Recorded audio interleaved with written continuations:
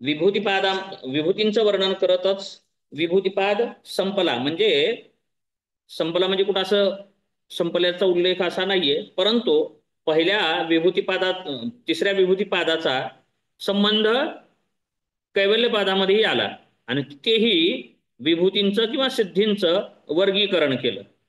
कैवल्यपादातील पहिल्या सूत्रामध्ये जे वर्णन असं आहे की जन्म औषधी मंत्र तपः समाधीज सिद्धय, म्हणजे जन्मज, मंत्रज, औषधीज, जन्म, औषधी, मंत्रज, तपज आणि समाधीज अशा 5 प्रकारच्या सिद्धी सांगितल्या. म्हणजे सिद्धी 5 प्रकारच्या नाहीयेत बरं का. हे सिद्धी 5 प्रकारच्या नाहीत, सिद्धी असंख्य आहेत, बरोबर आहे. परंतु या सिद्धींचं वर्गीकरण कसं आहे तर प्राप्तीच्या मार्गानुसार, प्राप्तीच्या स्थानानुसार, बरोबर आहे. कशातून प्राप्त होतात अशा प्रकारे वर्गीकरण आहे. पण सर बरोबर आहे, सिद्धींचं वर्गीकरण नाही, ते सिद्धींचंच वर्गीकरण असं आहे की कुण्या माध्यमातून प्राप्त होतात. तर माध्यम काय आहे तर जन्मतःच प्राप्त होणार आहे, जन्मज सिद्धी, बरोबर आहे. ते दूरश्रवण, दूरदर्शन, प्रकार, प्रवेश इत्यादी अनेक असतील. तर औषधीज, औषधीद्वारा जर असं सिद्ध झालं तर त्याला औषधीज म्हणायचं, त्याच सिद्धी. परंतु जर जन्माने नाही प्राप्त झाल्या, औषधीने प्राप्त झाल्या तर त्याला औषधीज सिद्धी म्हणायचं. म्हणजे अशा औषधी आहेत, मी मागील तासामध्ये सांगितलेले आहेत औषधी, की अशा विशिष्ट औषधीच्या मिश्रण करण्याने, प्रयोग करण्याने काय काय सिद्धी प्राप्त होतात. त्यानंतर मग मंत्रच्या सिद्धी, मंत्राच्या सुद्धा विशिष्ट विधीने, प्रयोगाने सुद्धा याच सिद्धी जन्मज ज्या औषधीच प्राप्त होतात त्या सुद्धा प्राप्त होऊ शकतात, त्या मंत्रच्या सिद्धी म्हणल्या जातात.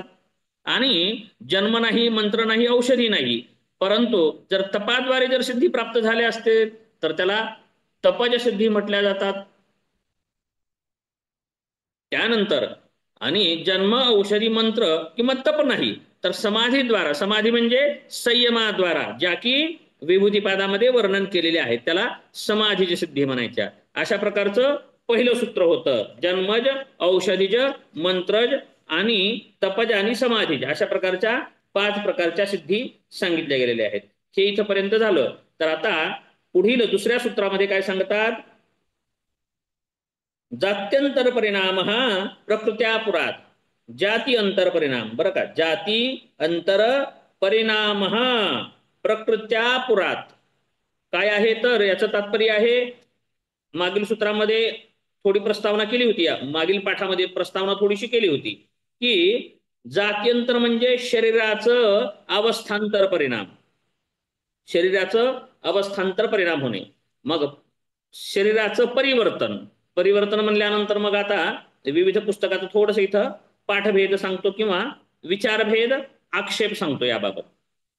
आक्षेप काय आहे, दुधगावकर सर आले म्हणजे काय म्हणायचे ते कळेल, बरं झालं, अवघड चाललं होतं मलाही, म्हणजे आता सांगायचं कोणाला कळतच नाही तर काय म्हणा असं झालं होतं. तर दुधगावकर सर आले.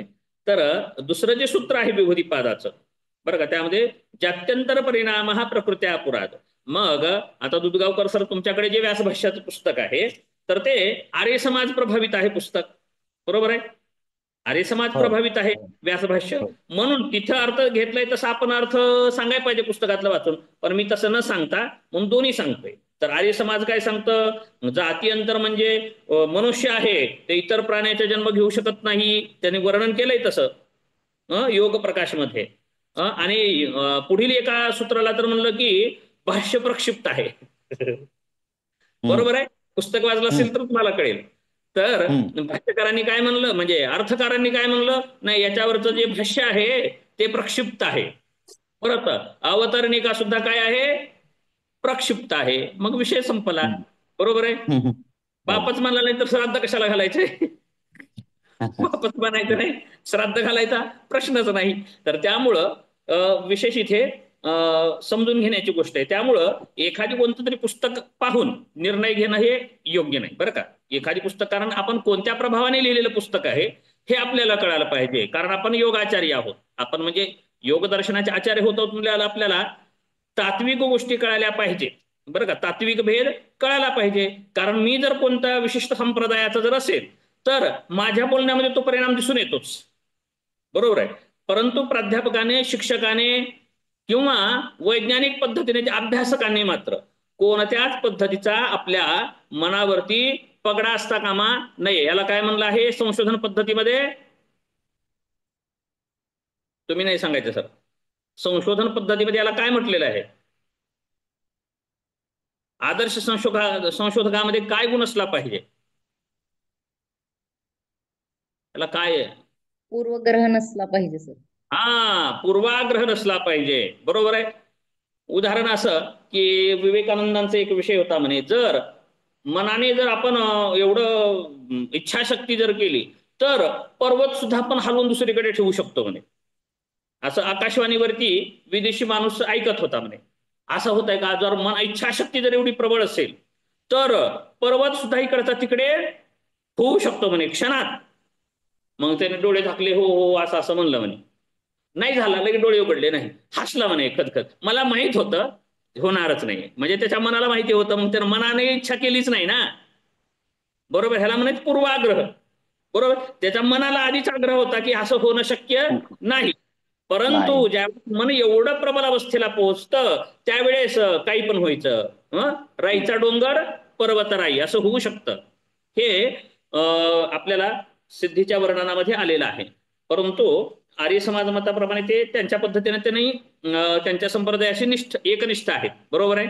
संप्रदायाशी ते एकनिष्ठ आहेत, परंतु आपण सर्वांचाच अभ्यास केला पाहिजे यासाठी सांगतोय. बघ, याचा जे ज्यांच्याकडे पुस्तक असेल, कारण अधिकांश जणांकडे हेच पुस्तक आहे बरं का, ते सर्वांकडे पुस्तक इंटरनेटवर काय समाज माध्यमावरती सहज उपलब्ध होणारं ते पुस्तक आहे व्यास भाष्याचं. काही जणांकडे तरी भाष्यच माहिती नाही, काही जणांना भाष्यच कशाला म्हणते माहिती नाही, पण योगदर्शन लिहिणारे आहेत. असं योगदर्शनावर अभ्यासक म्हणून लेख लिहितात, पण व्यास भाष्यच माहित नाही त्यांना. असे पण आहेत. आता त्यांना काय म्हणू आपण? काय मग त्यांना तर म्हणण्याचं विषय येणार नाही, कशाला म्हणावं त्यांना? त्यांना माहितीच नाही तर त्यांना बोलता पण येणार नाही, दोषच नाही त्यांचा. बरोबर आहे. भाष्याचं माहित नाही तर ते भाष्यामध्ये काय अंतर केलाय हे कसं सांगता येईल त्यांना? ते सूत्रावरच आहे, योगसूत्र. तर ते एक पुस्तक आहे आणि ते पुस्तक घ्या मात्र, कारण त्या पुस्तकाचं ते पुस्तकामध्ये अहो सर कोण म्यूट करा, म्यूट करा, म्यूट म्यूट म्यूट.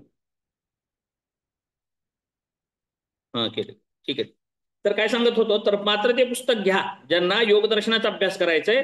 तर ते सत्यपती परिव्राजक यांचं दर्शन महाविद्यालय पारसोडी गुजरात त्यांचं खूप जुनं पुस्तक आहे, हिंदीमध्ये केलेलं आहे. संस्कृत सूत्र आहे योगदर्शनातील, सूत्राचं संस्कृतमध्ये भाष्य आहे आणि हिंदीमध्ये सूत्राचाही अर्थ आहे आणि भाष्याचा सुद्धा अर्थ आहे. असं हिंदीमध्ये झालं, मूळ लेखकांनी केलेलं. आणि त्यानंतर मराठीमध्ये बघा, संभाजीनगरच्या आहेत अनुवादिका सविता बळवंतराव जोशी या आहेत. प्रकाशक आर्य समाज संभाजीनगर यांच्याकडून ते प्रकाशित झालेलं पुस्तक आहे. आणि त्या भाष्याचं सत्यपती परिव्राजक यांच्या पुस्तकाचं मराठीमध्ये भाषांतर केलेलं आहे आणि ते व्यास भाष्याचं सुद्धा भाषांतर आहे. पुस्तकाचं मी कव्हर पेज टाकलं होतं, कदाचित टाकलेलंच आहे, न टाकता राहिलेलं नाही, परंतु कुणाला वेळ आहे घ्यायला, परंतु घेतला असाल तर तेवढंच आहे मराठीमध्ये. बाकी बिना क्वालिटीचे पुस्तक आहेत. कोलटकरांचं आहे, तर त्यांचा आग्रह कशाचा आहे? अद्वैत वेदांताचा आग्रह आहे त्यांचा. त्यांनी अद्वैत मत कशावरती थोपवलं? योगदर्शनावरती. कोलटकरांचं भारतीय मानसशास्त्र अर्थात योगदर्शन त्याने ते थोपवलेलं आहे. आणि यांनी काय केलेलं आहे तर आर्य समाज मत हे योगदर्शनावरती थोपवलेलं आहे. म्हणून आपण कसं केलं पाहिजे? आपण सगळ्याच वाचलं पाहिजे, आग्रह नाही ठेवला पाहिजे आपण, कारण आपण निरपेक्ष अभ्यास करणार आहोत बरं का. आपण कुण्याच मताने प्रभावित न होता अभ्यास केला पाहिजे आणि नंतर आपण एकत्रित अभ्यास करून एक मत आपलं निश्चित केलं पाहिजे. हे आदर्श संशोधक, आदर्श अभ्यासकाचं वैशिष्ट्य आहे बरं का. जे एकच पुस्तक वाचतात, पहिल्यांदाच वाचतात, बाबा बाबा बाबा सांगतात, असं खूपच बोलतात, तर ते काही गडबड होते थोडंसं.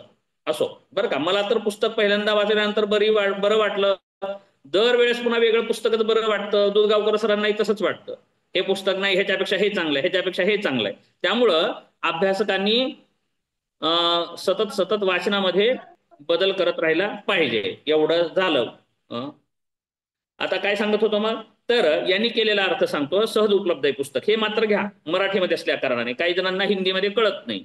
तर जातीयंतर परिणाम म्हणजे काय आहे, तर त्यांनी सांगितलेला अर्थ सांगतो आता. उत्तम भोजन.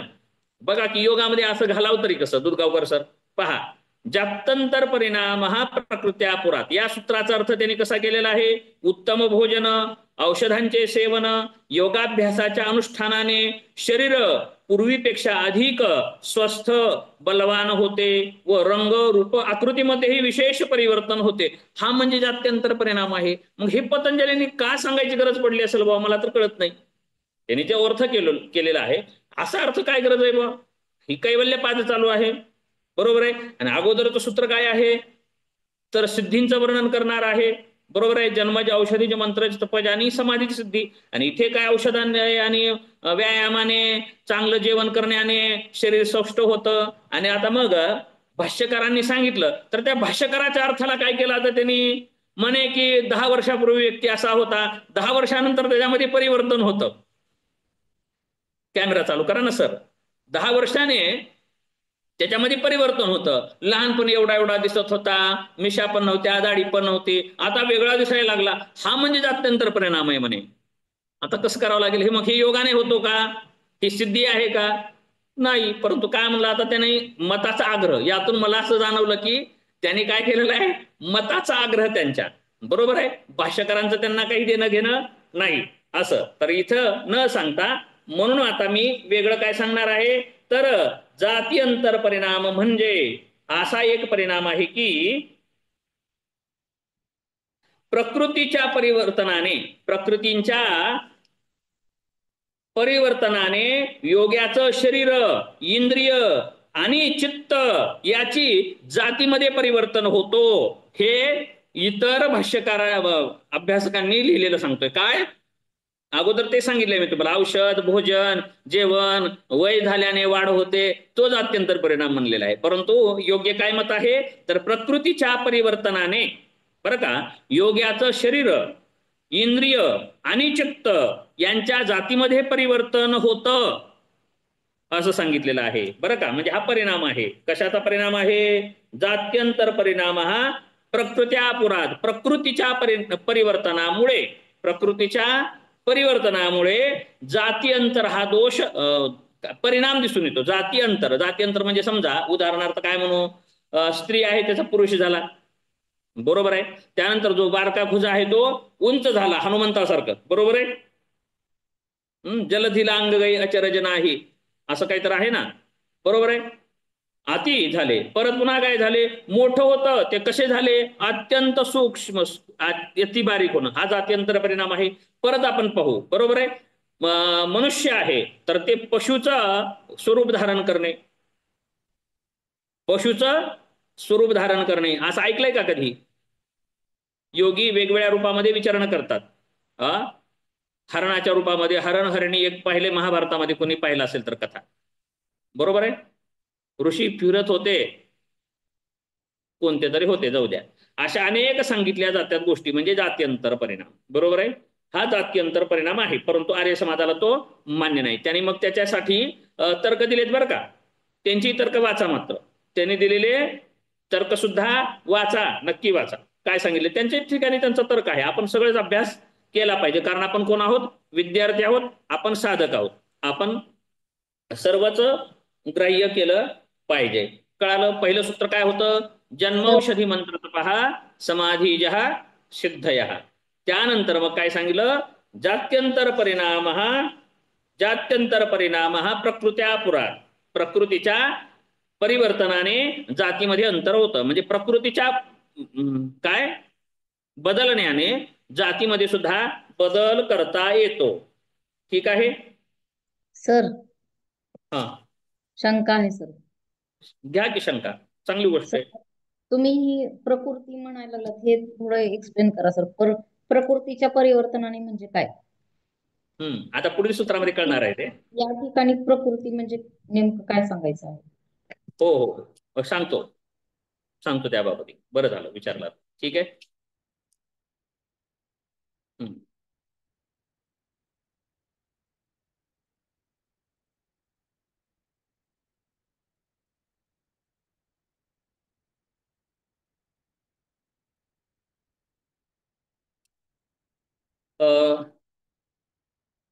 प्रकृती मूळ काय आहे आता पुढील सूत्रामध्ये ते येणार. ठीक आहे, पुढचं सूत्र घेऊन सांगतो. ठीक आहे, पुढील सूत्र घ्या. क्षेत्रिक भेद असतो निर्माण चित्त चौथ्या सूत्रामध्ये येईल, तिथे मी वर्णन करतो. हे तिन्हीचं मिळून एकत्रित वर्णन करतो. तिन्ही चारी सूत्राच्या अनुषंगाने वर्णन करतो बरं का. शरीरच बदल होत नाही तर चित्त सुद्धा अनेक करता येतात. या अर्थाने आलं की मी शरीर भेदाचंही सांगतो. मग ठीक आहे, लक्षात घ्या. परत एकदा विचारा जर मी नाही सांगितलं तर कसं झालेलं मग. आता प्रकृतीच्या बदलाने जातीअंतर म्हणजे शरीर बदल करता येतो, हे द्वितीय सूत्रामध्ये सांगितलं. आता पुढील सूत्रामध्ये काय सांगत आहेत तर निमित्तम प्रयोजकम प्रकृतीनाम वर्णभेदस्तु ततः क्षेत्रिकवत. उत्तर मिळालेलं आहे इथे आता बरं का. प्रकृती बदल करतो म्हणजे प्रकृती बदलत नाहीये. प्रकृती ही अनादी, ती प्रकृती नसेल. सांख्य दर्शनाची जी प्रकृती आहे तशा अर्थाने प्रकृती बदल नाही, कारण प्रकृती ही एकच आहे. पुरुष भिन्न आहेत, प्रकृती पुरुषा बरोबर आहे, पुरुष नाना आहेत, परंतु प्रकृती ही एकच आहे बरोबर आहे. तर प्रकृती बदलते का, अशा अर्थानं अर्थ इथे नाही घ्यायचा. तर आता पुढील सूत्रामध्ये काय सांगितलंय, धर्मादि निमित्त प्रकृती ओंके प्रेरक नाही है बरं का. तर क्षेत्रिकवत म्हणजे शेतकऱ्यासारखं, म्हणजे निमित्तम प्रयोजकम प्रकृतीनाम वर्णभेदस्तु ततः क्षेत्रिकवत म्हणजे धर्म इत्यादी निमित्त अर्थात औषध सेवन घेतलेलंच आहे. औषध सेवन योगाभ्यास इत्यादी शरीराच्या उपादान कारणांचे प्रेरक होत नाहीत, परंतु शरीराच्या विकासात बाधक कारणांचे नाशक होतात.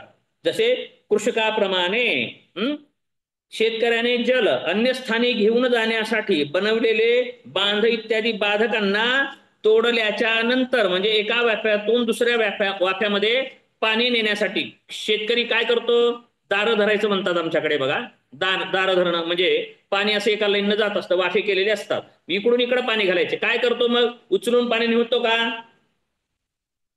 नाही, काय करतो, इकडची माती इकडे लावतो बरोबर आहे, इकडची माती इकडे लावतो, म्हणजे इकडल्या वाटेने जे पाणी जात आहे तर इकडची वाट बंद केली आणि इकडं वाट करून दिली, मग इकडच्या वाफ्यामध्ये पाणी जात बरोबर आहे.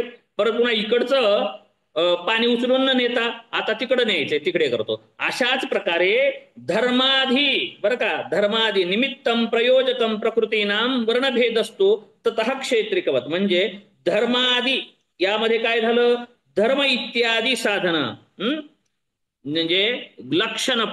धर्म म्हणजे काय आहे, लक्षण. या अर्थाने यामध्ये बदल करण्याने म्हणजे बदल करणं नव्हे तर त्यात परिवर्तन करणे. परिवर्तन काय करणे तर शेतकऱ्याप्रमाणे. उत्तर त्या मागील सूत्राचं दिलेलं आहे. इथं शेतकऱ्याप्रमाणे त्यांनी काय केलेलं आहे, फक्त थोडस परिवर्तन केलेलं आहे, म्हणजे पूर्ण हे बदललेलं नाही. म्हणजे उपादान कारणामध्ये काय सांगायचे, उपादान कारण. उपादान कारण म्हणजे जे निर्मितीचं साधन आहे, निर्मितीचं साधन आहे. मग उदाहरणार्थ पेशी हा घटक सर्व सजीवामध्ये एकसारखाच आहे बरोबर आहे ना. पेशी हा घटक आहे. मग पेशीच्या भिन्न रचनेने पेशी मिळून काय बनतं, उती बनतात. उती एकत्रित येऊन इंद्रिय बनतात. इंद्रियांचं एकत्रित इंद्रिय संस्था आणि ते इंद्रिय संस्था एकत्रित येऊन संपूर्ण शरीर बनतं. आपण त्याला मी म्हणतो बरोबर आहे का. तसंच मग निमित्तम प्रयोजकम म्हणजे निमित्त कारण उपादान काय म्हणायचंय, धर्मादी नाही, धर्म आदी म्हणजे इत्यादी. मग त्याच्यामध्ये निर्मितीमध्ये जे काही साधन सामुग्री वापरली जाते बरं का, तर त्यामध्ये बदल म्हणजे असा केला जातो, प्रेरणा दिली जाते शेतकऱ्याप्रमाणे. उदाहरण काय दिलं, क्षेत्रिकवत म्हणजे शेतकरी काय करतो, पाण्याला इकडे न जाऊ देता वळण देतो फक्त बरोबर आहे. वर्णभेद असतो बरोबर आहे. प्रकृतीनाम वर्णभेद असतो, प्रकृती बदलतो म्हणजे इकडे फारसा बदल केला जात नाही, फक्त स्वरूपामध्ये परिवर्तन करून. काय परिवर्तन करून, जे निमित्त कारण उपादान कारण इत्यादी जे धर्मादी साधन असतात निर्मितीचे, त्या साधनामधल्या रचनेमध्ये बदल करून, फक्त कशामध्ये बदल करून. आलं का लक्षात काय म्हणजे अर्चना ते उत्तर मिळालं का. दुर्गावकर सर मान हलवतात, तुम्ही हलवतात नाही. काय म्हणतोय मी, रचनेमध्ये बदल करून बरोबर आहे, रचनेमध्ये बदल करून. आणि रचनेमध्ये म्हणजे कशाच्या, त्याच्या कारणामध्ये बदल, कारणातल्या बदलानं कार्यामध्ये बदल होत असतो. कारण म्हणजे उदाहरणार्थ आता माती, आणखी सुचलं लवकर सुचलं. काय म्हटलं? माठ, माठ, पंती, बोळी म्हणतात आमच्याकडे, ते सुगडं वापरतात बघा मकर संक्रांतीला, त्याला सुगडं बोळी काय म्हणतात. ते बारकं आहे, मोठं रांजण आहे, जे काय आहे मातीचं बनवलं, त्याचं उपादान कारण काय आहे? उपादान कारण म्हणजे निर्मिती हे स्तोत्र, साधन, साहित्य. काय उपादान कारण काय आहे याचं? माती, रांजण, माठ, पंती, माती, झाकणी, काय असेल ते माती आणि माती. बरोबर आहे. मग त्याच्यात रांजण पण वेगळं रूप दिसतं, पण त्याच्यात उपादान कारण काय आहे? मातीच आहे. आणि बारक्या घटामध्ये पण उपादान कारण मातीच आहे, परंतु त्याच्या रचनेमध्ये बरोबर आहे बदल आहे थोडासा, म्हणून वेगळा आपण म्हणतो. म्हणजे कशाने बदल आहे? उपाधी भेदाने दिसत आहे आपल्याला, परंतु उपाधी जर काढली तर ते सर्व एकच आहे. उपाधी मुळे भेद दिसतो आहे, तर त्या उपाधीचा निराश करतात. उपाधीमध्ये बदल केला जातो. बरोबर आहे. कसं बदल केला जातो? तर क्षेत्रिकवत. उदाहरण काय दिले? क्षेत्रिकवत म्हणजे शेतकऱ्यासारखं, म्हणजे पाणी इकडचं इकडं ढकलण्यापुरतं, त्याने काही पूर्ण पाणी काढून उचलून नाही टाकत, अशा प्रकारे इकडचं काढून इकडे. बरोबर आहे. म्हणजे उदाहरणार्थ आणखी उदाहरण देतोच. बरोबर आहे. काहीतरी सांगतात, आता मला माहिती नाही, मांडीचं काहीतरी कातडी काढून कुठेतरी लावतात म्हणे बघा, तर कुठं जळालेलं असेल तर रंग, बरोबर आहे, इकडचं काढून इकडं लावलं, काळ्याचं गोरं करतात. आणखी नकट्या नाकाचं बघा, काही जण होत्या मुलं, रागाला यायचं नाही बरं का कुणाला असं बनलो असं नाही, म्हणजे खूपच विचित्र असतात काही जण असे, ते भयानक लग्नच होत नाहीत. मग ते अशा मुलींना बघा असं निटस केलेलं आहे. म्हणजे ते कसं करतात, तर ते कुठलं तरी कातडी काय काढतात कुणाला माहिती, आपल्याला काय माहिती आहे. मग इकडचं काढून इकडं, मग कसं शेतकऱ्यासारखं इकडची माती इकडं ढकलली, इकडचं पाणी इकडं जात होतं ते इकडं जायला लागलं. अशा प्रकारचा बदल, म्हणजे थोडस कसा बदल केला जातो? धर्मादी निमित्त आणि प्रयोजकम. प्रयोजक, बरं का, प्रयोजक कोणाही शेतकरी जसा करतो तसा हा योगी काय करत असतो? वर्णभेद असतो असा करून त्यातल्या उपादान सामुग्रीमध्ये धर्मादी म्हणजे लक्षण परिणामामध्ये बदल करून त्याच्या रूपामध्ये बदल घडून आणतो. आला लक्षात? जाती अंतर परिणाम कसा होतो? कळालं का? प्रकृती म्हणजे काय म्हणायचंय? प्रकृती. आता आपण वात पित्त कफ प्रकृतीमध्ये म्हणूया. बरोबर आहे. वात प्रकृती, पित्त कफ प्रकृती, कफ प्रकृती, या अर्थाने. बरं का, इथं अर्थ तसा नाही, उदाहरण घेतोय बरं का, उदाहरण घेतोय. प्रकृतीचा अर्थ ती प्रकृती इथे घ्यायचा नाहीये, परंतु एक उदाहरण म्हणून. बरोबर आहे.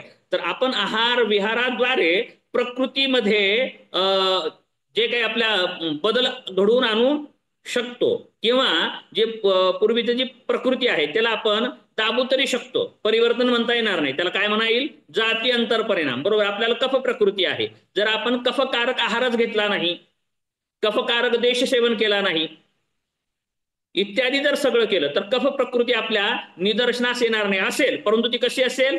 सुप्त स्वरूपामध्ये असेल. सुप्त स्वरूपामध्ये असेल, प्रगट होणार नाही. परंतु जर त्याला तशी पूरक सामुग्री प्राप्त झाली, बरोबर आहे, तर ते मात्र प्रकृती दिसेल. तशाच प्रकारचं मूळ जे आपलं स्वरूप आहे मनुष्य, बरोबर आहे, तर याच्या उपादान सामुग्रीमध्ये शेतकऱ्यासारखं बदल करून काय केलं जातं? पूर्वी सांगितलेलं जाती अंतर परिणाम घडून येतो. जाती अंतर म्हणजे काय? मग शरीरात जाती अंतरामध्ये आणखी परत जाती अंतर म्हणजे इथे चित्त बदल करता येतो. बरं का. बाकीच्या भाष्यकारांनी सांगितलंय, ते आपलं पुस्तक जे आहे सत्यपती परिव्राजक यांचं, त्यामध्ये असं काहीच दिलेलं नाही, त्याने तो विषयच वेगळा केलेला आहे, त्यामुळे ते वाचून आपल्याला ते कळणार नाही. तर बाकीच्यांनी काय म्हणलंय? जाती अंतर परिणामामध्ये मग पशु पक्षी किंवा मनुष्याचं स्त्री किंवा रंग रूप बदल करणे, काळा माणूस गोरा होणे, गोरा माणूस काळा होणे, बरोबर आहे, सडपातळ असणारा मोठा होणे, मोठा असलेला लहान होणे, उंच असलेला बारका होणे, बारका असणारा मोठा, असं काही काही काही काही बदल, त्याला जाती अंतर परिणाम म्हटलेला आहे. मग त्यामध्ये स्त्री पुरुष होणे, पुरुषाची स्त्री होणे, आणि मग शरीराचं दिसायला लागलं. मग नव्हे तर चित्त परिवर्तन सुद्धा करणे, बरं का, चित्त सुद्धा परिवर्तन होणे, याला नाव, याला म्हटलेलं आहे बाकीच्या लेखकांनी, भाष्यकारांनी, भाष्यकारावरती अर्थकारांनी, अर्थ करणाऱ्यांनी असा अर्थ घेतलेला आहे, जाती अंतर परिणाम संभवतो. कशाने? प्रकृत्यापुराद. प्रकृत्या पुरात. मग त्याचं उत्तर कसं दिलं पुढील सूत्रामध्ये, तिसऱ्या सूत्रामध्ये, क्षेत्रिकवत. कसं काय बदल होतो असा, प्रकृतीमध्ये बदल कसं करता येईल, तर क्षेत्रिकवत. प्रकृती म्हणजे ते वळण इकडे जाण्याचं पाण्याचं वळण आहे, तर त्याला काय केलं, वळण दिलं वेगळं. आणि अशा प्रकारे मग ते आम्हाला कसं कळेल, कसं कळेल, मला कळत नाही तर तुम्हाला कळणार आहे का, आता मला पण कळणार नाही, मी पण वाचतोच आहे. नाहीतर बदल करून द्या, बरोबर आहे. हा, नाहीतर म्हणाल तुम्ही मग आम्हाला मुलगी पाहिजे होती, मुलगा आहे, मुलाची मुलगी करून द्या, आम्हाला करता येईल का सांगा, मग असं म्हणेल. तर तसं काही नाही, उगं वाचून घ्यायचं, आपण वाचलेलं कळालं तरी बस झालं आपल्याला, बरोबर आहे अर्चनाताई. असं झालं तर काही प्रत्येक गोष्टी विचारत जाऊ नका. काही जण म्हणतात करून दाखवा, आपले सुवर्णाताई होते ना तुमच्या वर्गात, काही प्राणायाम काही तर सांगितलं, सर करून दाखवा म्हणायच्या. मी म्हणलं बरं झालं इथंच करून दाखवा म्हणायला लागली, तर आणखी दुसऱ्या पण काही गोष्टी अवघड करून दाखवा म्हणल्यास किती अवघड आहे मग. विनोदाचा भाग झाला, ठीक आहे, असो. तर आपण विषयावरती येऊ. जन्म औषधी मंत्र तपहा समाधीजः सिद्धयः. परत पुन्हा जात्यंतर परिणामः प्रकृत्या पुरात. निमित्तं प्रयोजकं प्रकृतीनां वर्णभेदस्तु ततः क्षेत्रिकवत. शेतकऱ्याप्रमाणे. याचा जर विस्ताराने अर्थ करायचा असेल तर आपण भाष्य वाचू शकता. नहि धर्मादि निमित्तं प्रयोजकं प्रकृतीनां भवति न कार्येन कारणं प्रवर्त्यते इति कथम तर्हि वर्णभेदस्तु ततः क्षेत्रिकवत. इथं भाष्यकारांनी म्हणजे व्यास महाराजांनी याचं वर्णन केलेलं आहे. धर्मादि निमित्त, बरं का, धर्मादि इत्यादी मध्ये काय म्हणलंय, अस्मिता इत्यादी पुढे येणार आहे. म्हणलं की 4 सूत्र झाल्यानंतर आपल्याला कळेल आहे, कारण चित्त सुद्धा बदल करता येतो, चित्त अनेक करता येतात, असं पुढे आलेलं आहे. अर्चना रे पुढे काय सांगितलंय, शरीर रचना ही. असं सरळ बसा, किंवा सरळ बसा. काय म्हणतोय मी, तुमचं चित्त, माझं चित्त, प्रत्येकाला एक एकच चित्त आहे ना. तुम्ही जे विचार करताय, मन एकच आहे का तुम्हाला, अवयव वेगळे आहेत, परंतु नियंत्रण करणारं चालक जे आहे चित्त एकच आहे ना. परंतु असं सांगितलंय की देहच वेगळे करता येत नाहीत, तर चित्तही अनेक करता येतात, बरं का, चित्तही अनेक करता येतात सांगितलंय. मग ते कसं करता येईल, मग त्याचं संचालन कसं होईल, असं पुढे येणार आहे. तर त्यासाठी इथे ते चित्त कशाने तयार होतं, तर अस्मिता मात्रम, अस्मिता म्हणजे अहंकारापासून चित्त तयार होतं, असं पुढे सांगितलं जाणार आहे. मग इथे धर्मादी ह्या अर्थाने, आदी या अर्थाने काय येणार आहे, प्रकृतीनाम म्हणजे निमित्त कारण, उपादान कारण. तर उपादान कारण जे सामुग्री काय आहे चित्ताची, अहंकार आहे. अहंकार म्हणजे गर्व नाही बरं का, आणखी परत हे करून घ्या, नवीन आता जर आले असतील तर अहंकार, अहंकार तर आम्ही घालवला पाहिजे म्हणणारे आहेत, आणि हे अहंकारापासून तयार होत आहे म्हणाले, म्हणजे काय आहे नेमकं, असं वाटत असेल उशिरा आलेल्यांनी तर. तर अहंकार म्हणजे काय सांगतोय, मीपणाची जाणीव, बरं का. अहंकार हे काय आहे, तर अंतःकरण आहे. आता अंतःकरण म्हणजे काय, हात म्हणजे काय आहे, करण आहे. हाताद्वारे काय केलं जातं, उचललं जातं, ढकललं जातं, पाडलं जातं, घेतलं जातं, म्हणजे हे काय म्हणायचं, बाह्यकरण, बरोबर आहे. तोंडाद्वारे काय केलं जातं, बोललं जातं, चव घेतली जाते. कानाद्वारे काय केलं जातं, ऐकलं जातं, म्हणजे हे काय आहेत, साधन. साधन म्हणजे याला काय म्हणायचं, करण. मग मधलं विचार करणे, भावना करणे, दुःख सुख, हे जी भावना म्हणजे हे कोण अनुभूती घेतं, मग हे इंद्रिय कोणतं आहे, तर या इंद्रियांना म्हणायचं अंतःकरण. याला काय म्हणायचं, अंतःकरण. अर्चनाताई म्हणजे कळालं का, हे बाह्यकरण, बरोबर आहे, हे बाह्यकरण. तसं मध्ये काय आहे, अंतःकरण म्हणजे साधन. मग साधन काय आहेत, मग ते मन, बुद्धी, चित्त, अहंकार, असं 4 सांगितले जातात बाकीच्या दर्शनामध्ये. इथे कसं सांगितलं आहे, बुद्धी, अहंकार, महद्बुद्धी, अहंकार आणि चित्त आणि मन एकच असेल. मन आणि चित्त हे एकच असेल. चित्ताचे 2 पार्ट आहेत, चित्त आणि मन. आलं लक्षात, म्हणजे अंतःकरण 3च आहेत इथे, बरोबर आहे. ते आपण पुढे पाहूया. तर ते अहंकार सांगतोय, ते अंतःकरणामधला जो अहंकार आहे, प्रकृती पुरुष, त्यापासून काय तयार होतं, महद्बुद्धी, बरोबर आहे. महद्बुद्धीतून काय तयार होतं, अहंकार. अहंकाराचं विभाजन 2 घटकामध्ये होतं, सात्विक, राजस, तामस, 3 घटकामध्ये. तर राजस अहंकार हा दोन्हीमध्ये मिश्रण होतो, सत्वामध्ये आणि तमामध्ये. आणि सत्वगुणापासून काय तयार होतं, 5 ज्ञानेंद्रिय, 5 कर्मेंद्रिय आणि 1 मन, बरोबर आहे. मग उरला इकडं, चला आता दुसरं काय उरलं, तामस अहंकार. तामस अहंकारापासून काय तयार होतं, 5 तन्मात्रा तयार होतात. त्या 5 तन्मात्रापासून काय तयार होतं, काय तयार होतं? पंचमहाभूते. हा, पंचमहाभूते तयार होतात. बघा, सांख्य दर्शन कळालेलंच नाही. सांख्य दर्शन कळालं नसल्या योग दर्शन कसं कळणार आहे? आलं लक्षात? सांख्य दर्शन कळाल्याशिवाय योग दर्शन कळत नाही. तर मग हे असं, हे किती तत्व झाले? अवघडच आहे बा. 24 तत्व झाली. 24 तत्व असे झालेली आहेत. आलं लक्षात? Sir 25 sir. 25 पुरुष आहे. तो काहीच करत नाही आदिनामध्ये तो बिचारा. असा 25. बरं झालं म्हणला तुम्ही, आहेत जाग्या. 25ावं ते तत्व. आणि योग दर्शनात एक 26ावं ते ईश्वर. 26ावं तत्व ईश्वर, बरोबर आहे. त्यातील अनादि तत्व सांख्यामध्ये 2च, आणि योगामध्ये अनादि तत्व 3. बाकीचे कसे तत्व आहेत? विकारी तत्व. मग त्याचंही सांख्य दर्शनाचे तुम्ही क्लास अगोदरचे ऐकता. अर्चनाताई, तुम्ही अगोदरचे रेकॉर्डिंग असणारे क्लास ऐकता. तर यावर्षी मी जे तत्वज्ञान शिकवलेलं आहे प्रथम सत्राला, त्यामध्ये पहा, याचं विश्लेषण केलेलं आहे, वर्गीकरण केलेलं आहे. ठीक आहे, असो. चला, काय सांगत होतो? हा, पहिलं दुसरं सूत्र झालं, तिसरं सूत्र झालं. तर शेतकऱ्यासारखं असं केलं जातं. तर ते तुम्ही भाष्य वाचा. आपल्याला भाष्य नाही यायचंय बरं का. ज्यांना व्यवस्थित अर्थ समजून घ्यायचा आहे त्यांनी भाष्य वाचा.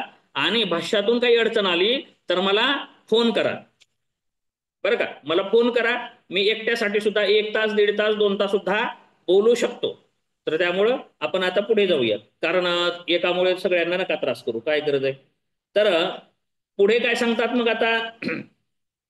जेव्हा योगी असे वेगवेगळे शरीर बनवतो. आता काय विषय काय आला? मग विषय बदलला नाही आणखी. दुसऱ्या सूत्रापासून काय सुरू झालाय? जाती अंतर परिणाम. जाती अंतर परिणाम म्हणजे काय? शरीर बदल. शरीर बदल केलं जातं. मग शरीर बदलाचं कशा प्रकारे केलं जातं? तिसऱ्या सूत्रामध्ये सांगितलं, शेतकऱ्याप्रमाणे. बरोबर आहे. मग आता पुढील सूत्राची अवतरणिका कशी आहे चौथ्या सूत्राची? तर जर योगी वेगवेगळे अनेक शरीर बनवू शकतो, तर मग त्या शरीरामध्ये चित्त जे निर्माण होतात, चित्त म्हणजे शरीर म्हणल्यावर नुसतं सापळा चालतो का? निर्जीव. अलग लक्षात. शरीर जर नुसतं शरीर बनवलं तर ते हालचाल करू शकतं का? खडके सर, चौथ्या सेमिस्टरचं चालू आहे बरं का क्लास. हा, उपस्थित राहू शकता. पण असं कन्फ्युजन करून घेऊ नका. चौथ्या सत्राचा ऐकून घ्या. काय सांगत होतो मी? शरीर तयार केलं वेगळं. आता तुम्ही आहेत शिवाजी खडके सर, तुम्ही आहेत एक, म्हणलो आणखी एक शिवाजी तयार करायचा आहे. तुम्हाला वाटलं असे 2 शरीर केलं. अरे 2 कशाला करायचे? आणखी 3 करावं. शरीर तयार करता येईल. ठीक आहे, जात्यंतर परिणाम. मग त्याचं संचालन करणारा तर तुम्ही आहेत. शरीर म्हणजे तुम्ही जरी मानला आपण, बरोबर आहे. परंतु त्यावरती नियंत्रण करणारा, आता तुम्हाला वाटलं उठून जायचं आहे, मग काय करतं ते? कोण निर्णय घेतं? कोण सूचना करतं शरीराला?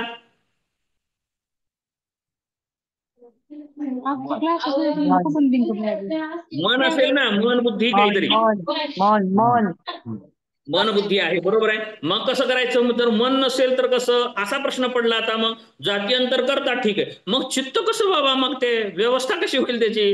हा, त्यांना कोण त्याला हे चालवेल? मग आर्य समाजाचं हेच प्रॉब्लेम आहे. आता बाकीच्या सूत्रांना काय म्हणायचं सर? आता तिथे उत्तर काय द्यायचं? मग पतंजलीने तर पुढचे सूत्र केलेले आहेत, मग ते प्रक्षिप्त आहेत. त्याने उत्तर त्याला काय दिलेलं आहे? हे सूत्र नाही, भाष्य प्रक्षिप्त आहे. पण सूत्राचा अर्थ कसं करता येईल? त्यांना पण संस्कृत कळते, इतरांना पण संस्कृत कळते. असं कसं करता येईल? पण करतात ते. मग हे जे सूक्ष्म अभ्यास करतील त्यांना कळेल कुठं काय केलेलं आहे, ते बदल काय केलेलं आपल्या मताच्या आग्रहासाठी, ते तुम्हाला वारंवार कळेल. खूप ठिकाणी कळेल ते गोष्टी. तर काय तर सांगत होतो इथे मग? एक इथे त्यांनी निमित्त प्रयोजकम प्रकृतीनाम वर्णभेदस्तु तथा क्षेत्रिकवत त्याच्यामध्ये नंदीश्वराचं उदाहरण दिलेलं आहे. आणि त्याच्यामध्ये धर्म हा अधर्माच्या केवळ निवृत्तीमध्ये कारण आहे. शुद्धी व अशुद्धीचा अत्यंत विरोध असल्यामुळे धर्म प्रकृतीच्या प्रवृत्तीमध्ये कारण बनत नाही. या विषयात नंदीश्वर इत्यादी उदाहरणाच्या योग्य आहेत असं सांगितलं. मग नंदीश्वराचं उदाहरण काय आहे? कुठं आहे ते? भाष्याचं आहे ना? हा, भाष्यामध्ये आहे. भाष्यात आहे का त्यांनी केलेल्या ह्याच्यात आहे? नाही, व्यासभाष्यात आहे. नंदीश्वर. ते माझ्या मते भागवतातलं उदाहरण आहे. नाही. नंदीश्वर कोण आहेत माहित नाही का? नंदीश्वर नाही नाही. नंदी हो. ओके. हा, शिवगण. हा, मग सांगा आता तुम्ही. हम्म बरोबर आहे. हम्म मग तर अगदी क्लिअर आहे, प्रश्नच नाही काय. काय? बरोबर आहे हो ना, मग म्हणजे, क्लिअर आहे मग हो. ते हम्म प्रक्षिप्त म्हणायचं. त्याला उत्तर काय द्यायचं? त्याला प्रक्षिप्त हो. म्हणायचं. त्यांनी उत्तर दिले तिथे आहे बघा, हे हम्म प्रक्षिप्त आहे होय म्हणलेलं म्हटलंय. आहे त्यांनी. बरोबर आहे ना? पुढील सूत्र बघा त्यांनी, म्हणजे त्यांना हे मान्य करायचं नाही. त्यासाठी त्यांनी हम्म सिद्ध केलंय की मग तो व्यक्ती असं कसं करेल, मग चित्त वेगळं कसं होईल? जर मनुष्य आहे योगी आणि त्यांनी जर गाय घोडा उंट काय स्वरूप घेतलं, मग चित्त बी त्या स्वरूपातलं होईल. चित्त जर तिथल्या प्रकारचं झालं तर मग ते असलं शरीर धारण योगी कशालाच करू शकतो. त्यामुळे हे आम्हाला योग्य वाटत नाही. त्यामुळे हे जे हम्म. भाष्य आलेलं आहे ते भाष्य काय आहे तर प्रक्षिप्त आहे. आलं लक्षात? होय असं होय त्यांनी उत्तर दिलेलं आहे. मी वाचा म्हणलं ना म्हणून. म्हटलंय, पण त्यांनी ते काय, हा. हम्म. पण बरोबर इथे आहे. मग व्यासभाष्यामध्ये अगदी क्लिअर हे लिहून ठेवल्यामुळे असं व्यास होतं हे भाष्यच त्यांनी, प्रक्षिप्त मानले त्यांनी. त्या हा, सूत्राचं व्यास भाष्य प्रक्षिप्त मानले ह्यांनी मानलंय. होय, आर्य समाजी ग्रंथाने, दुसरीकडे नाही. आर्य समाजने हो, नाही. होय. त्यांनी मानलेलं आहे. त्यांनी नाही मानलं. मग पुढील सूत्रामध्ये अडचण येते. मग आता आता पुढील सूत्रामध्ये मग युक्ती असं करतात की थोडं थोडं थोडं थोडं ते बघा काय प्रयत्न करतील, आपण पाहूत पुढे काय प्रयत्न करतात ते वाचणाऱ्याला कळेल. तर पुढे काय सांगत होतो मी, मग शरीर बनवले. उदाहरण काय देऊ लागतो आपण, खडके सरांवर गेलो होतो विषय, की अनेक शरीर केले आपण, मग त्यांचं संचालन कसं करायचं. आता तुम्ही शरीर तयार केलं आणि तुम्ही मुख्य जे आहेत शरीर, किंवा मीच जाऊ द्या कशाला तुम्हाला म्हणून, मीच आहे समजा, एक आहे मी, बरोबर आहे. आणखी एक शरीर केले, खाली कोणतर भेटायला आलेला आहे, मग 5 शरीर करून ठेवलेत मी तयार, बरोबर आहे. मग कुणी भेटायला आलं त्यांच्याकडे त्याला पाठवायचं, इकडे शिकवायला मी बसलेलो आहे. असं ऐकलेलं आहे की नाही, खूप महाराज मंडळी एकाच वेळेस 2-2 ठिकाणी कीर्तन केलेले आहेत. कसं केलेले आहेत आलं लक्षात? होय, ऐकलंय का अर्चनाताई अशा? मग हे असे परिणाम आहेत बरं का, योगातून असं करता येतं. साधना केल्याशी तुम्हालाही होऊ शकतं. तर काय सांगत होतो मी, शरीर निर्माण केलं दुसरं, मग आता त्याला तिकडे पाठवायचं. मग आता मी निर्णय घेतो, इथं पुस्तक वाचतो, निर्णय घेतो, संचालन करतो. आता त्या ह्याचं कसं करायचं? खाली जे एक शरीर पाठवलं, आता त्याचं कसं करायचं? मग त्याला कोण संचालन करेल असा प्रश्न येतो ना. शरीर निर्णय घेऊ शकत नाही, बरोबर आहे का? त्याला मन नावाचं, बुद्धी नावाचं अंतःकरण लागतं. मग अंतःकरण ही बनवता येतं का? मग यासाठी पुढील सूत्र घेतलेले आहेत. त्यामुळे हे अगोदर म्हणलेलं योग्य आहे बरं का. शरीर अनेक बनवता येतं, चित्त जर अनेक बनवता येत असतात, सांगा सर, चित्त बनवता येतात असं म्हणलेलं आहे का नाही? मग शरीर बनवता येतात हे का नाही मानायचं? मग शरीर तर स्थूल आहे. तर काय सांगत होतो, मग वेगवेगळे शरीर जर योगी बनवू शकतो, तर मग त्या शरीराला एकच चित्त असतं का? मग एकच चित्त म्हणल्यावर मग खाली गेलं, मग त्यांनी वेगळा प्रश्न विचारतील, त्यांनी काहीतरी विचारतील, आणि इथं मी क्लास घेतोय, मग ते शरीर काय करेल? प्रश्न पडतो का नाही? पडला का नाही तुम्हाला? मी म्हणतोय काय, कळालं का नाही? शरीर ठीक आहे, मग तिथं त्यांनी काहीतरी वेगळंच विचारलेलं आहे, मग तिथं काय सांगणार आहे शरीर तिथलं? ठीक आहे, मी तोंड नाक डोळे कान इंद्रिय सगळे केले, मग ते कसं करणार? त्याला काय लागणार आहे? मग चित्त पाहिजेच आहे ना त्या ठिकाणी. मग ते कसं असतं असा अवतरणिकेमध्ये विचारलं. मग चौथं सूत्र काय आहे वाचा. आता चौथं सूत्र काय सांगतं, निर्माण चित्तान्य अस्मिता मात्रात. म्हणजे काय आहे? निर्माण चित्त. मग काय सांगतात, ह्या दोन्ही ग्रंथ घेतो तरी ठीक आहे.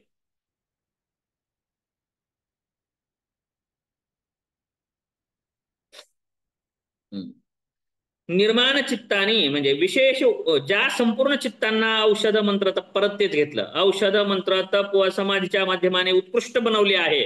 चित्त बनवले म्हणत नाही त्यांनी, अर्थ काय म्हणले, उत्कृष्ट बनवलेलं आहे बरं का. उत्कृष्ट बनवले जाते ते सर्व चित्त अहंकार नावाच्या तत्वाने उत्पन्न झालेले असते. काय अर्थ आहे त्यांनाच माहिती आता त्याचा, आता त्यांनाच माहिती अर्थ काय. व्यासभाष्य विद्वान पण आहे. छोटच आहे सर, हा व्यासभाष्य पण छोटच आहे, वाचायला हरकत नाही. हा, तर चित्ताचे उपादान कारण भूत केवळ अस्मितेपासून निर्माण चित्ताना करतो, त्याने ते निर्माण काय चित्तयुक्त होतात असा अर्थ केला. परंतु विशेष म्हणून टिप दिले, विशेष. आणि काय लिहिले, हम्म चौथ्या सूत्राची भूमिका भूमिका म्हणजे अवतरणिका, बरं का. भूमिका व व्यासभाष्यामध्ये प्रक्षेप वाटतो. बरोबर आहे. विशेष त्यांनी लिहिलेले अवतरणिका आणि याबाबतही त्यांनी प्रक्षिप्त आहे मानून विषयच टाळलेला आहे. बरोबर आहे. परंतु मग आपण इतरांचं हे घेऊयात आता. जस्ट मी काही कुणाच मताचा आग्रह करत नाही. आलं लक्षात. मी जसं म्हणतो तसं मी माझ्यावरती कुण्या मताचा प्रभाव आहे मी कधी जाणवू देत नाही, किंवा मी शिकवत असताना कुण्याच मताचा आग्रह करत नाही. आलं लक्षात.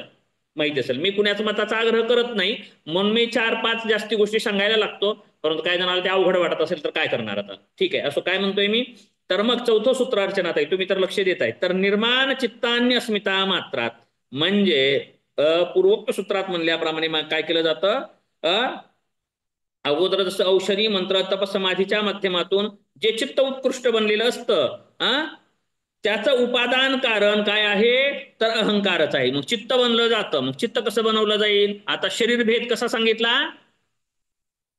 त्याच्या उपादान कारणामध्ये भेद करून. बरोबर आहे का. अगोदर विषय झाला होता धर्मादी शब्दामध्ये त्याच्या उपादान कारणामध्ये बदल करून शेतकऱ्यासारखा बदल करून शरीर वेगळं तयार करायला येतं. त्याला काय नाव दिलंय जात्यंतर परिणाम, जाती अंतर परिणाम. बरोबर आहे ना. मग आता मग त्याला संचालन करण्यासाठी चित्त तयार करायचंय. मग ते चित्त कसं तयार केलं जातं. मग चित्त कसं केलं जातं. मग चित्त कशापासून तयार केलं जाईल तर त्याचं उत्तर चौथ्या सूत्रामध्ये दिलेलं आहे. निर्माण चित्तान्यस्मिता मात्रात. बरोबर आहे.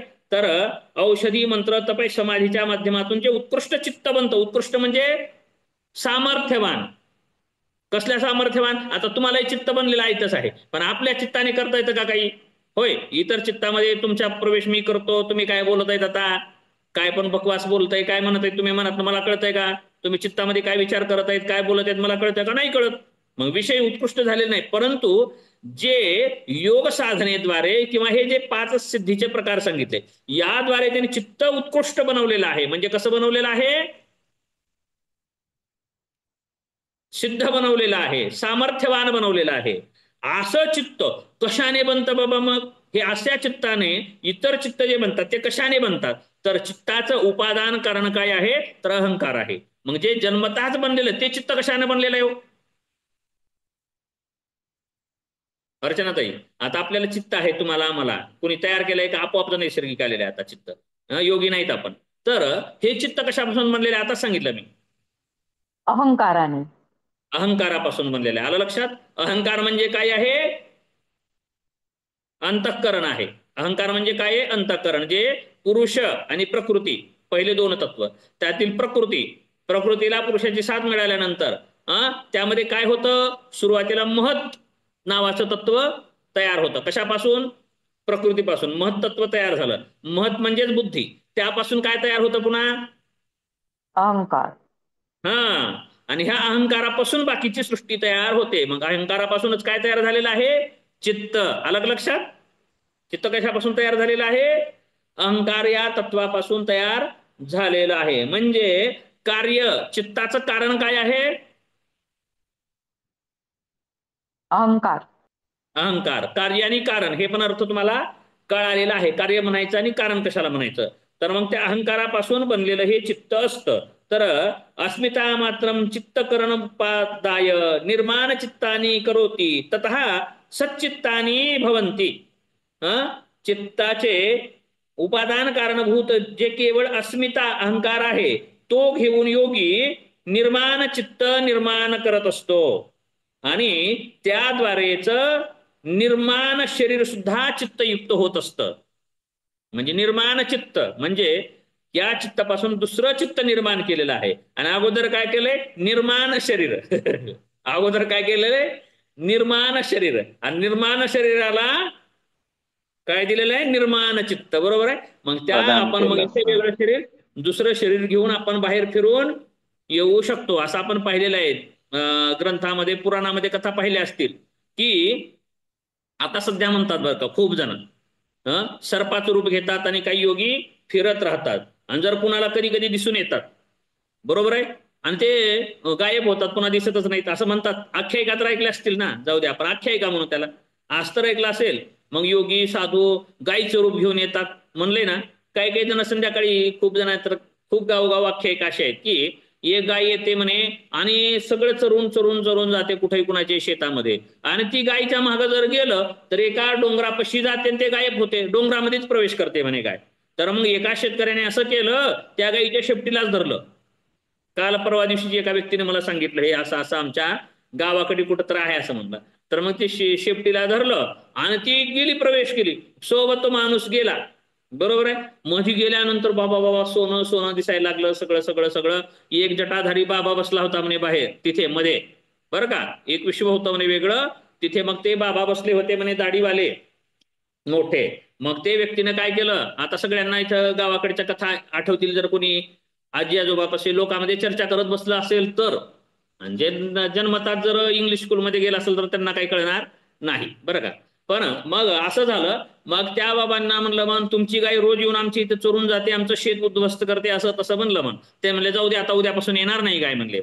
मग आणि म्हणले मग तुझं जे नुकसान झाले त्यासाठी हे घे म्हणले म्हणे. आणि काय दिलं माहितीये, काय दिलं तर शेण दिलं म्हणे, गायचं शेण त्याच्या धोत्रामध्ये दिलं, धोत्रामध्ये दिलं. आणि ते थोडं बाहेर आला, सगळं गायब झालं, पण काही दिसत नाही. मग ते शेण म्हणलं मग काय दिलं शेण, म्हणून ते टाकून दिलं म्हणे, त्याने टाकून दिलं. आणि तसंच मात्र धोत्राला काय चिकटलेलं ते शेण होतं. थोड्या वेळाने आला आणि तापत बसला होता म्हणे व्यक्ती, जाळावून तापतात ना शेतामध्ये, तसं तापत होता. तर ते धोत्राला काय दिसलं म्हणे, त्याला सोनं दिसलं लागलेलं, पिवळं थोडं थोडं चिकटलेलं राहिलेलं ते. अरे गडे सोनं आहे म्हणला, खरंच आपलं चुकलं. पुन्हा हुडकाय गेलं तर नाहीच म्हणून सापडलं. बरोबर आहे, असं सांगतात. म्हणजे असं साधू सुद्धा अनेक गायीच्या रूपामध्ये फिरतात, असं तसं आपण आख्यायिका ऐकलेल्या आहेत. आणि आणखी अगोदर योगसूत्रात कदाचित कुठे आलेलं आहे की, बरं का, योग्याच्या विष्ठेपासून सोनं होतं. सौदत्ती सर, हा योगी बना महायोगी, सोन्याच्या इच्छेनं. ऐकलंय कुठंतरी, सांगितलंय का? योग तत्वोपनिषद सर. योग तत्वोपनिषदात शिकवलंय मी, कुठंतरी शिकवलंय, पण असं योग तत्वोपनिषदात आहे मग कदाचित, बरं का. योग्याच्या शरीरातून जे विष्ठा निघते त्यापासून सोनं निर्माण होतं, असं आलेलं आहे. कसं कसं काय काय ते बघूयात पुन्हा, कसं सोनं तयार करायचं. योगाचं राहू द्या, सोनच तयार करायचं बघा आपण, बघूयात पुन्हा. सोनच तयार करण्यावर प्रयोग करू दे. मी योगा पूर्ण झाला का आपण सोनं कसं तयार करायचे याबाबत विचार करूयात. तर इथे आता मग पुढे जाऊयात. आलं लक्षात, म्हणजे काय म्हणायचं, ही अशा सिद्धी असतात शरीराद्वारे, हे होतं, बरं का. याबाबत विश्लेषण योग्य चांगलं केलेलं कोण आहे माहितीये, कोलटकरांच्या पुस्तकामध्ये विभूतिपाद कोलटकरांचा योग्य आहे, बरं का. म्हणजे वैज्ञानिक तथ्याने त्यांनी पण प्रयत्न काय केलाय, कारण प्रश्न विचारणारे लई आहे, प्रत्येकापुढे एक श्रोता वेगळाच असतो. श्रोता जसा आहे तसा वक्ता बोलत असतो, आलं का. जसं ज्याच्या पुढे जे प्रश्न आहेत त्यानुसार लेखकही लिहित असतो. हे पण गोष्टी आहेत. उपनिषदाच्या पुढे साधक वेगळेच होते, सूत्रकाराच्या पुढे वेगळेच होते, आणि आता वास्तवामध्ये वेगळेच आहेत.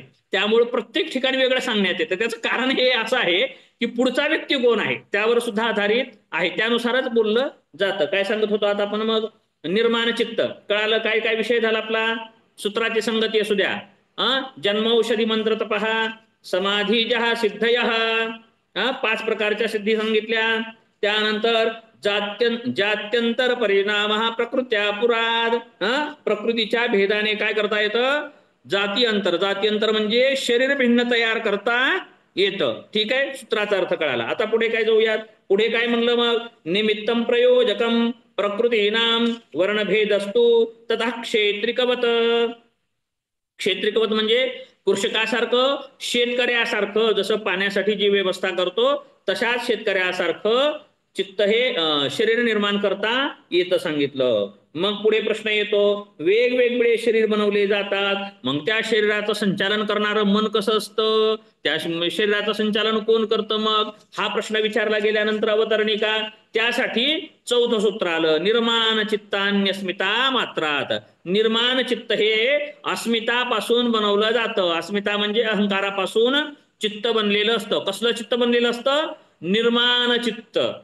संकल्पना हे टिपालेली आहे, टिपालेली आहे, बरोबर आहे ना. प्रश्नपत्रिकेमध्ये 4थ्या सेमिस्टरला निर्माण चित्त नावाची टिपा येते. तर निर्माण चित्त म्हणजे याचं आतापर्यंत मी सांगितलेलं आहे, बरोबर आहे. शरीर वेगळं बनवलं जातं तर त्याला चित्ताची गरज पडते, म्हणजे अंतःकरणाची गरज पडते. बाह्यकरण उपलब्ध झाले बाबा, परंतु अंतःकरणाची व्यवस्था कशी केलेली आहे, तर ते निर्माण चित्त तयार केलं जातं आणि निर्माण शरीर आणि निर्माण चित्त याद्वारे दुसऱ्या शरीराचं क्रियाकलाप कार्य केलं जातं. मग आता पुन्हा प्रश्न येतो आणखी, मग कसं बाबा, आणखी काही प्रश्न येतात का? आणखी काही प्रश्न येतात का? ठीक आहे, पुढे विचारतीलच मग.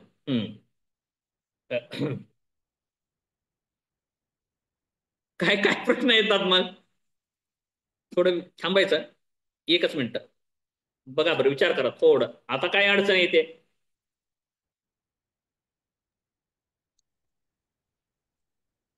तर अनेक चित्त आहेत, तर मग अनेक चित्तांना म्हणजे सांभाळणारा कोण? एक नाही म्हणजे सांभाळणार, ते तिथं उत्तर दिले म्हणून तुम्ही सूत्र वाचलं. सूत्र वाचलंय, आता तुम्ही पुढचं सूत्र वाचलंय. हा, अडचण अशी येते बरं का, एक निर्माण त्याने उत्तर दिले, पण उत्तर का दिले ते माहितीये का? संचालन करणारं चित्त का बरं म्हणावं लागलं? आता तुम्ही सांगा. मी राम आहे, तुम्ही अर्चना आहे, ते हे आहेत, बरोबर आहे. पाप पुण्य इत्यादी कर्म ह्याच्यामुळे आपल्याला फल मिळत आहे. आलं लक्षात? मग फलासाठी जन्म झालेला आहे. हा, सती मुले तद्विपाको जाती आयुर्भोगा. हा कशात आलेलं हे सूत्र? कोणत्या पादात आहे?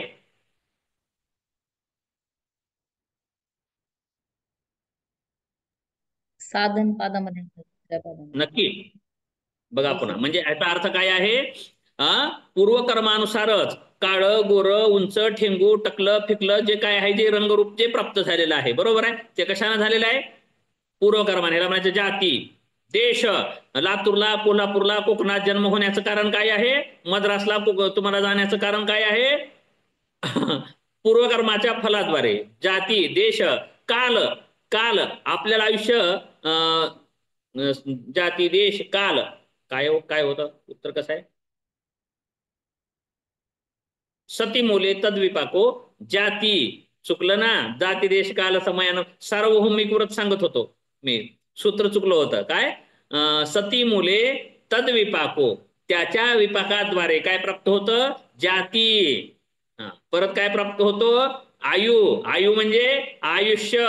कोणी 60 वर्ष जगतं, कोणी 50 वर्ष जगतं, कोणी 10-12 वर्ष जगतं. ते कशाने प्राप्त होतं? विपाकाद्वारेच प्राप्त होतं. आलं लक्षात? विपाकाद्वारे म्हणजे पूर्वकर्माद्वारे, बरोबर आहे ना? तुमचं पाप आहे, चांगली वाईट परिस्थिती, पुण्य आहे, चांगली परिस्थिती. आई वडील कशाद्वारे आपल्याला प्राप्त झाले? कर्मफलाद्वारे. श्रीमंती गरिबी कशाद्वारे प्राप्त झालेली आहे? पूर्वकर्माच्या फलानुसार. आयुष्य इत्यादी सगळं जर प्राप्त झालेलं आहे म्हणल्यामुळं हे शरीर आपल्याला कशाने प्राप्त झालेलं आहे? हे चित्त कशाने द्वारे प्राप्त झालेलं आहे? पूर्वकर्माच्या फलास्वरूप प्राप्त झालेलं आहे. मग जर योगी 5 शरीर करतोय, 10 शरीर करतोय, तर मग तो दुसरा ईश्वरच झाला ना. मग पुरुष तयार करता येतात का? इथे प्रश्न हे म्हणतोय मी. आलं लक्षात? आलं लक्षात? कळालंय का तुम्हाला? पुरुष प्रकृती म्हणलं ना, पुरुष म्हणजे आपण स्व जे आहे हे अनेक होतात का? मग ठीक आहे, शरीर अनेक तयार करता येतात. मग पुढे काय म्हणलं? त्याचं संचालन कसं करायचं? चित्त हे अनेक करता येतात, निर्माण चित्त. मग आता त्याचं कर्मफल कसं भोगणार त्यांनी? कर्माचं फल पुण्या भोगणार? प्रश्न हा आहे. पुण्या कर्माचं फल भोगणार ते? अनेक चित्त आहेत ते. मग म्हणा नाही नाही वेगळे पुरुष तयार होतात असं म्हणतील का? नाही, आता इथे नाही म्हणणार. निर्माण पुरुष नसेल आता. निर्माण शरीर आणि निर्माण चित्त होतं, निर्माण पुरुष होत नाही. बरोबर आहे? अर्थ कळतोय का काय म्हणतोय ती? कळा ना? त्रास नाही ना होत माझ्या बोलण्याचा?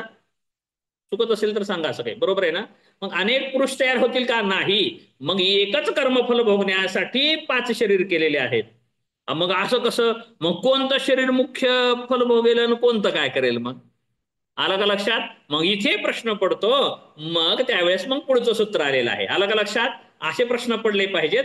मग त्या सूत्राचा अर्थ असा आहे. मग बरोबर आहे, म्हणजे मी अर्चना तर एकच आहेत, मग त्यांनी 5 शरीर केले. एक लातूरला परीक्षेला पाठवलं, बरोबर आहे, एक परीक्षेला पाठवलं, एक शाळेत शिकवायला पाठवलं, एक घरी स्वयंपाक करण्यासाठी एक शरीर तयार केले, चित्त पण तयार केले. चित्ताला संस्कार पण तसे तुम्ही केलेले आहेत, ते चित्त तिथल्या तिथं काम केलं जाईल, बरोबर आहे. मग असं कसं? मग हे फल कोण भोगणार? कर्माचं फल भोगणारं कोण आहे मग, असा प्रश्न येईल ना. मग अनेक करू शकतो म्हणल्यावर मग हे थोडं विलक्षणच आहे ना, वेगळंच आहे ना. मग असं नाही तर एक जे नैसर्गिक शरीर आहे, बरोबर आहे, तेच विपाकाद्वारे प्राप्त झालेलं आहे. तेच कशाद्वारे प्राप्त झालेले, सती मूले तद्विपाको, जाती आयु आणि भोग प्राप्त करणार आहे. मग तेच भोगाच्या अनुषंगानं हा योगी बाकीचे निर्माण चित्त तयार केलेले, ते मुख्य चित्त नाहीत, ते मुख्य शरीर नाहीये. आलं लक्षात. मग त्याचं संचालक नावाचं शरीर हे आणि चित्त हे एकच असतं. पुढील सूत्र तेच सांगतंय. काय सांगत आहे आता ते, निर्माण चित्तान्य अस्मिता मात्रात, अस्मितेपासून निर्माण चित्त तयार झाले. आता मग मग त्या अनेक चित्त, अनेक चित्त, अनेक शरीर याच संचालक नियंत्रक असं एकच चित्त असतं. नियंत्रक एकच चित्त असतं. तर ते कोणतं असतं, तर ते पुढील सूत्रात सांगतात, प्रवृत्ती भेदे प्रयोजकम चित्तम एकम अनेकेशाम. चित्तम एकम अनेकेशाम म्हणजे अनेक चित्ताला, अनेक चित्तांच्या नाना प्रवृत्तीला नियोजित करणारं चित्त हे एकच असतं. आलं लक्षात. विषय कळाला. जे आपण चित्त वृत्ती निरोधा म्हणत आहेत, मग ते पण, मग समाधी पण सगळ्या चित्तांना मिळवावी लागेल. मग मुक्ती पण सगळ्या चित्तांनी कैवल्याचे प्रकार होईल का, नाही. एकच चित्त असेल, ते कसलं चित्त असेल, प्रवृत्ती भेदे प्रयोजकम चित्तम एकम अनेकेशाम म्हणजे अनेक चित्ताचं संचालन करणारं, प्रवृत्तींना, प्रत्येक चित्तांना, शरीरांच्या प्रवृत्तींना नियंत्रित करणारं एकच शरीर चित्त असेल. आलं लक्षात. अर्थ कळाला. एकच चित्त असेल. आता मग त्यातील एक सूत्र घेतो. दाडिंबे सर आलेत, पुढचा तास ते घेतील, पण मी काय एक सूत्र वाचून दाखवतो थोडस 2 मिनिटांमध्ये, प्रास्ताविक करतो त्याचं. मग आता प्रश्न येतो, आणखी प्रश्न पडतो आणखी प्रश्न पडतो. मग उत्कृष्ट चित्त कोणतं म्हणायचं, आता चित्त कोणतं आहे खरं, कोणतं कसं, चित्ताच्या प्रकार असं पडेल. मग त्यासाठी पुढे काय सांगतात, तत्र ध्यानजम अनाशयम. बरोबर आहे. तत्र ध्यानजम अनाशयम चित्त. त्यातील पूर्वसूत्रामध्ये जे म्हणलेलं आहे, उत्थी वेगवेगळ्या साधनाद्वारे चित्तामध्ये ध्यानज चित्त जे समाधीद्वारा शोधित झालेलं असतं चित्त, ते सर्वोत्कृष्ट चित्त असतं. कारण त्यामध्ये काय नाही, आशयम अन आशयम. आशय म्हणजे आपण पाहिले, आशय म्हणजे सती मुले तद्विपाको जाती आयुर्भोगा. म्हणजे आशय म्हणजे मूत्राशय, पित्ताशय, आणखी काय याच्यावर सांगा. आशय शब्दाचा अर्थ पित्ताशय. पित्ताशय काय असतं, साठ सर. आशय म्हणजे पित्त साठवणार. मूत्राशय, मूत्र जिथे साठलं जातं, बरोबर आहे. असं आणखी काय, आशय शब्दासाठी 2 सुचलेत म्हणून हे सांगितलं बरं का, आणखी आशय असतील, बरोबर आहे. तर आशय म्हणजे साठवणुकीची जागा. मग कशाचा आशय म्हणला आपण, कर्माशय, बरोबर आहे. चित्तामध्ये आपल्या काय राहतं, अनेक जन्माचं जे कर्म आहे, कर्माचं फल, कर्माचे संस्कार, ते साठवलेलं म्हणजे आशय. मग हे चित्त कसं असतं, तत्र ध्यानजम, ध्यानज चित्त. ध्यानज म्हणजे कसं, समाधीद्वारा संस्कारित झालेलं. मग कसं संस्कारित झालेलं, 2-3 पादामध्ये पाहिलं किंवा आपण संस्कार चित्तावरचे पाहिले ना. आता पुढे पण थोडं थोडं सांगितलं जाणार आहे. साधन पादामध्ये सांगितलंय बहुतेक, जास्ती विभूती पादामध्ये आलेलं आहे, विभूती पादामध्ये सुद्धा आलेलं आहे. मग ते असं जे संस्कारित उत्कृष्ट झालेलं जे चित्त असतं, कसं क्षिप्त, मूढ, विक्षिप्त, एकाग्रानिरुद्ध अशा अवस्थेला प्राप्त झालेलं असतं. आणि हा काही सामान्य चित्त अनेक तयार करणारा, शरीर अनेक तयार करणारा योगी काय आपल्यावनी असणार आहे का हो, बरोबर आहे ना. त्यानं योग साधनेच्या उच्च कोटीला पोहोचलेलाच असणार आहे. तर त्यामुळं त्याचं चित्त कसं असेल, पक्क झालेलं असणार आहे या अर्थाने. तर मग ते जे चित्त असतं, ज्यामध्ये ध्यानज जे चित्त असतं, ते कसं असतं, वासना संस्कारांचा त्यामध्ये अभाव असलेलं असतं. वासना आणि संस्काराचा अभाव असणारं हे चित्त असतं, म्हणजे तिथं आशय राहत नाहीये. मग आता इथे आपण 6व्या सूत्राला आपण थांबलेलो आहोत.